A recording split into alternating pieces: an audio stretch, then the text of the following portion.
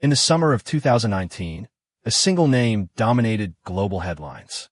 Not a president, not a war, but a financier whose private world operated in the shadows of immense power. His name was Jeffrey Epstein, and the documents tied to his case, now widely known as the Epstein files, would ignite one of the most controversial public reckonings of modern times. Who was Jeffrey Epstein? Jeffrey Epstein presented himself as a successful financier with connections to some of the most influential figures in politics, academia, science, and business. He owned multiple properties, including a Manhattan townhouse and an estate in Palm Beach, Florida. He traveled in elite circles and cultivated relationships with individuals at the highest levels of global society. But behind the image of wealth and access, federal investigators would later allege a far more disturbing operation, one involving the trafficking and exploitation of underage girls. The 2008 plea deal. In 2008, Epstein faced state charges in Florida related to solicitation of a minor. Instead of pursuing a full federal prosecution, prosecutors negotiated a plea agreement. Epstein pleaded guilty to lesser state charges and served 13 months in a county facility under a controversial work release program. The agreement granted immunity to potential co-conspirators and sealed many details from public view. For years, critics argued that the deal was unusually lenient, especially considering the scale of allegations. As civil lawsuits progressed, documents began to surface. Flight logs from Epstein's private aircraft, contact books containing hundreds of names, deposition transcripts from accusers and witnesses. These materials would later become central to what the public now refers to as the Epstein files. It is important to note, being named in a document does not establish criminal wrongdoing.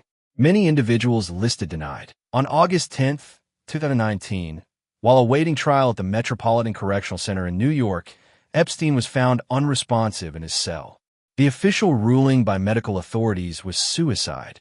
However, reported security lapses, including malfunctioning cameras and guards failing to conduct required checks, intensified public suspicion. The criminal case against him ended that day, but the broader investigation did not.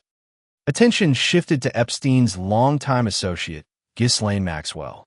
Prosecutors alleged she helped recruit and groom underage girls for Epstein. In 2021, Maxwell was convicted on federal charges related to sex trafficking.